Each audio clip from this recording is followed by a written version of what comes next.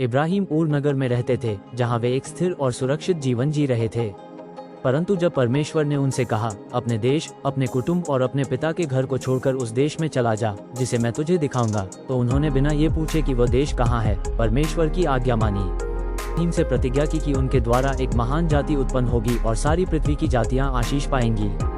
यद्यपि इब्राहिम और उनकी पत्नी सारा वृद्ध थे और उनके कोई संतान नहीं थी, फिर भी उन्होंने परमेश्वर की प्रतिज्ञा पर भरोसा रखा और समय आने पर परमेश्वर ने उन्हें पुत्र इसहाक दिया। इब्राहिम के जीवन की सबसे बड़ी परीक्षा तब हुई जब परमेश्वर ने उनसे अपने प्रिय पुत्र इसहाक को बलिदान करने को कहा। ये घटना दिखाती है कि इब्राहिम परमेश्वर से कितना प्रेम करते थे। उन्होंने अपने पुत्र को वेदी पर चढ़ाने को तैयार होकर दिखाया कि उनके लिए परमेश्वर सबसे पहले हैं।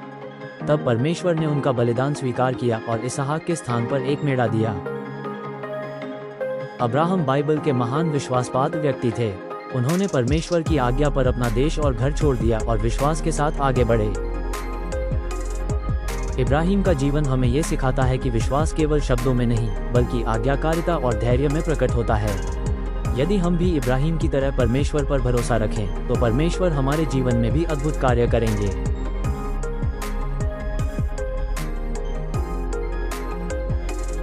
अब्राहम ने बिना ये जाने कि आगे क्या होगा, परमेश्वर की आज्ञा मानी। हमें भी परिस्थितियां न समझ आने पर भी परमेश्वर पर भरोसा रखना चाहिए। इसहाक को बलिदान करने की तैयारी दिखाती है कि परमेश्वर उनके जीवन में पहले स्थान पर थे। हमें भी अपने जीवन में परमेश्वर को सर्वोप्रथम रखना चाहिए।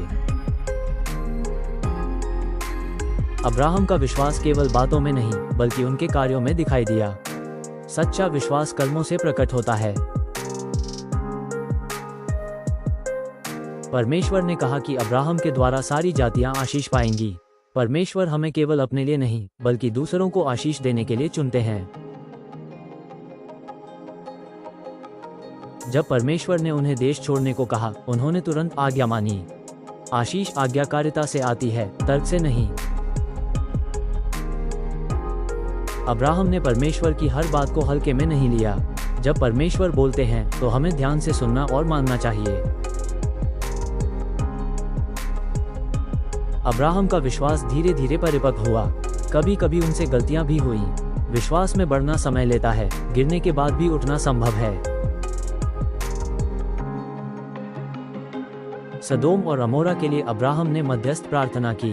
दूसरों के लिए प्रार्थना करना एक महान आत्मिक जिम्मेदारी है। लूत के साथ विवाद में अब्राहम ने पहले त्याग किया। शांति बनाए रखना जीत से अधिक महत्वपूर्ण है।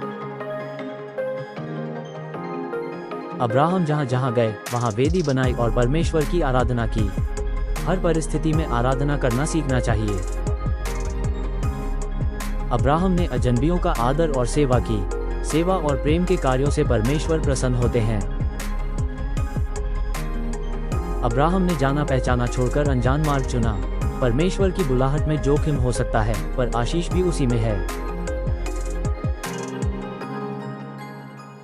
अब्राहम ने केवल संपत्ति नहीं, बल्कि विश्वास की विरासत छोड़ी।